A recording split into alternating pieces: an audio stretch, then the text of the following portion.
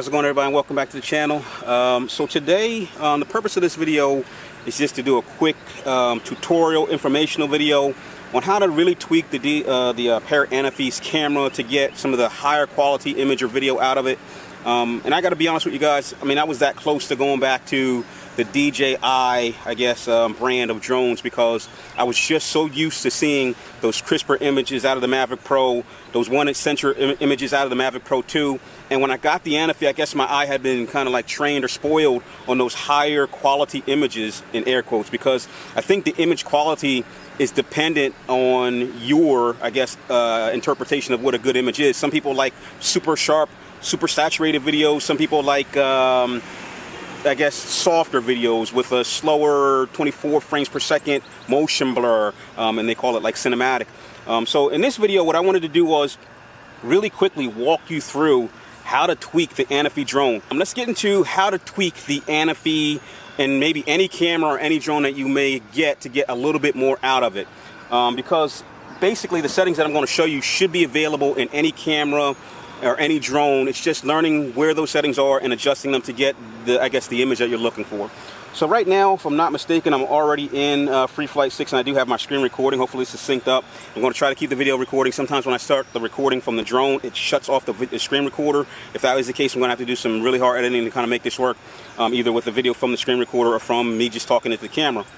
But let's just start off with the basics of how you get better image quality out of your drone or out of your camera. First thing you want to think about is getting an ND filter. In order to get the detail that you want out of this camera, you need to be able to slow down that shutter so that that image quality can get into the lens. And the only way you can do that is to put a pair of sunglasses on it. So right now, with the screen recording, I'm going to give you an example of what the ND filter does. Rule of thumb when you're shooting video is that your shutter speed is twice that of your frame rate. So if you're shooting at 24 frames per second, you want a shutter speed of 1/50. If you're shooting at 30, 1/60. If you're shooting at 60, 1/120, so on and so forth. So to get, again, that proper shutter speed, you're going to need an ND filter. And if you can see the bottom of my screen right now, the drone is set in auto mode, so you can see that my shutter speed is 1/2000. So for the first thing, like I said, what you want to do is you want to go out and invest in a decent set of ND filters that goes from at least ND4 to ND32. I found that an ND32 works perfectly in most situations. On super bright days, it drops that shutter speed right down into that. If I'm shooting at 60, it drops that shutter speed right down into that 1/120. So what I'm going to do is I'm going to grab my darkest ND filter that I got, which is, if I'm not mistaken, an ND16. It's an ND8. So I'm going to grab an ND16. We'll pop this ND16 on real quick.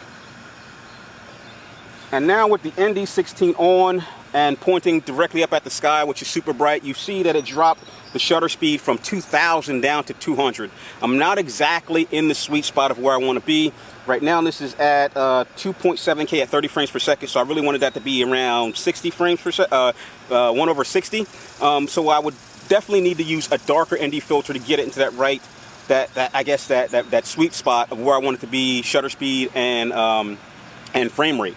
Now, could I adjust it? Yes. I can adjust the shutter speed so that I can get the right exposure. The next thing you want to do is, like I just said, think about going into manual mode and adjusting your frame rate to your shutter speed to your frame rate. If you're not into manual operation, if you're not really familiar with how cameras work, and I'm probably sweating my butt up because it's super hot out here, just leave it in auto. Again, the ND filter will work in auto as well as it does in manual mode. But again, if you want to get, better quality image out of it, manual mode is where you really want to be to kind of adjust and manipulate the image quality coming out of the drone. In most drones, you're going to be able to adjust the color profiling. With the Pro Series drones, they don't really give you a lot of option for color profiling. And color profiling is sort of like your Facebook or your Snapchat or your Instagram filter. It's already going to apply a specific color profile to that video so that it comes out of the camera looking the way you want it instead of you having to do that in post. Now, when shooting video, the majority of time, 720 HD is going to be great for viewing back on your average TV or device. The high definition of 720 gives you decent resolution and image quality. The problem is that when you upload those videos to, let's say, YouTube or Facebook or Instagram, they have to compress that file so that you need to take up a million gigabytes of storage just to store everybody's video. And what that does is ultimately degrade the quality of that video. So you just spent, all day out shooting 1080 video, 720 video, and then when you post it to Instagram or Facebook, it looks like it's 480 quality because it's been crushed down or compressed. So what I recommend you do if you want to get better image quality out of your drone or camera, if possible, if you have the right size memory card so that you can capture all the data that you need to capture, shoot at a higher resolution than 1080. 1080 is great if you're a 720 poster, but if you really want to get something that's showing you like that full high HD from 1080 above, shoot at a higher frame rate than what you would normally post at. So since right now I'm normally filming in 1080, I'm going to, as you can see, put my drone to record in 2.7K. And of course, you're going to need a memory card that can hold the data, because like I've said in many videos before, I don't even like shooting in 4K because especially after you start adding things like 100 megabits per second and higher frame rates, 4K video can take a gigabyte per minute of storage space on your card. Lastly, that brings us to your frame rate per second. Now, if you're looking at action videos, if you're doing something like chasing someone or watching someone do tricks and you want to slow it down, you kind of want to shoot at 60, a frame rate of 60 frames per second or higher. That way when you half it or quarter it, you still get smooth video out of that image. If you shoot at 24 and you try to half it, you're going to get something that looks like still images that have been pasted together because the frame rate is just too slow to do a nice slow motion from it.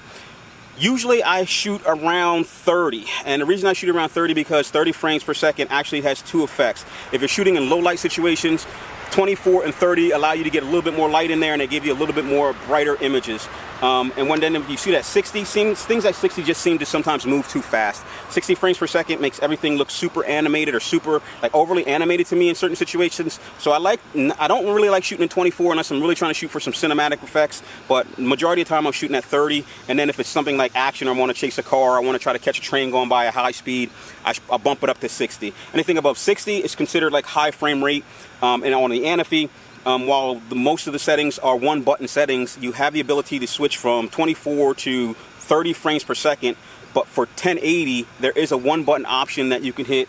If I can go in and show you real quick, let's go to video, and then as you can see across, I have the option of shooting in standard, cinema, which is going to drop me at 4K at 24 frames per second. I have hyperlapse, which is going to give me that time lapse effect as I'm flying around, and then I have slow motion, which is going to shoot at, I think, I don't know, higher frame rates, maybe like, I think it shoots up to 240. Nah, maybe not 240. It probably shoots at like 60 and then halves it or something like that. But it is decent slow motion, just probably not the slowest that you can get. And then you have high frame rate, which if I click on that, you will see that it's going to be a one button touch that's going to drop me into 1080 at 60 frames per second. So use these buttons to kind of get you to the right settings that you want, and you should be good. So let's go back for a second, and I'm going to go back into standard. And with standard mode, if I can click on that and get that back, let's go back to standard. Okay. We'll be in standard, and then I want to click on standard, and I want to click on my frame rates. Now with standard mode on most drones, you're going to get your basic, what you get out of the camera image quality. And it is what it is. If it works for you, fine.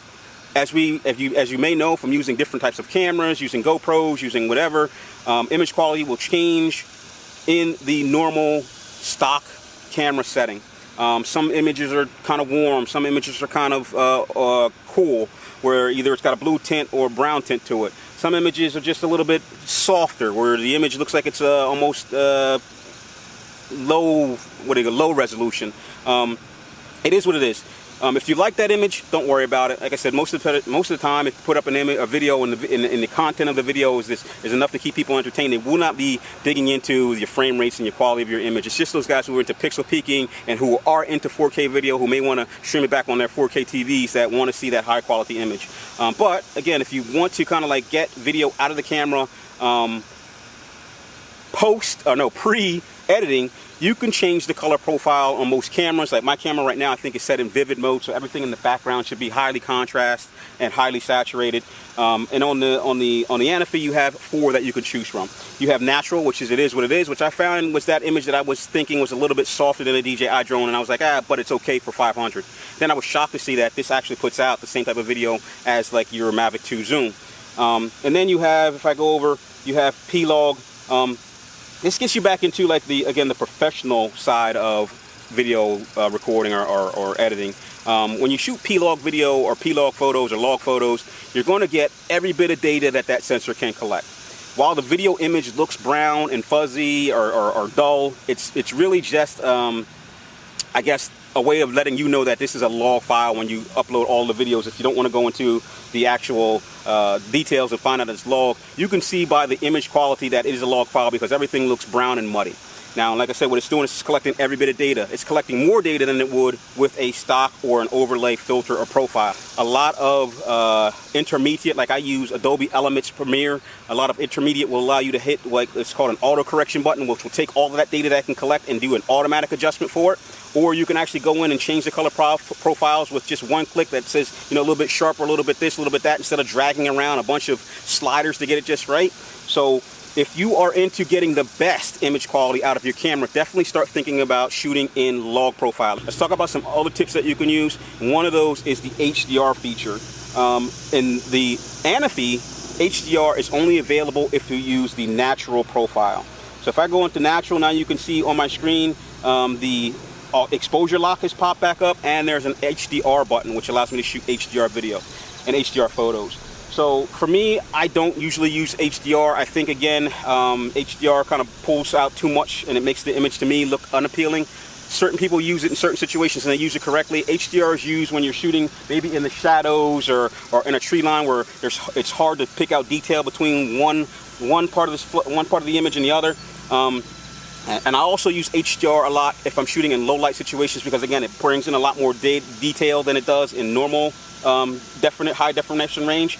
So for instance, if I were using my GoPro and it was indoors, if you look at the image with the HDR off, it's dark, you can barely see, and then you turn HDR on, everything brightens up.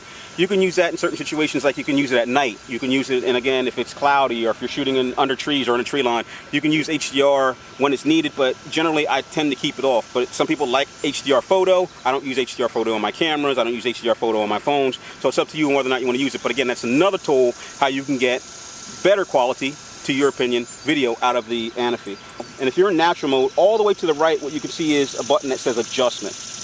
Now, natural mode does not have a filter.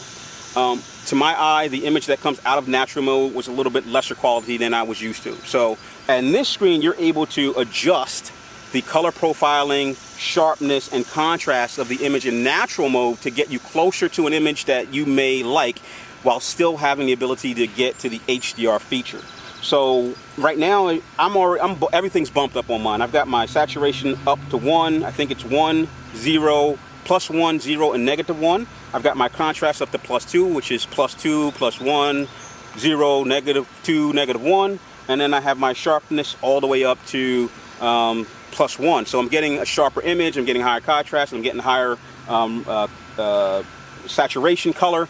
And that gives me an image that I like, that I can play with a lot more. And I like that image. I don't want to shoot in P-Log. I don't want to shoot log videos and then do the color profiling after. It takes hours just to edit this video down. So adding in the additional color profiling kind of adds to those hours in front of the computer screen.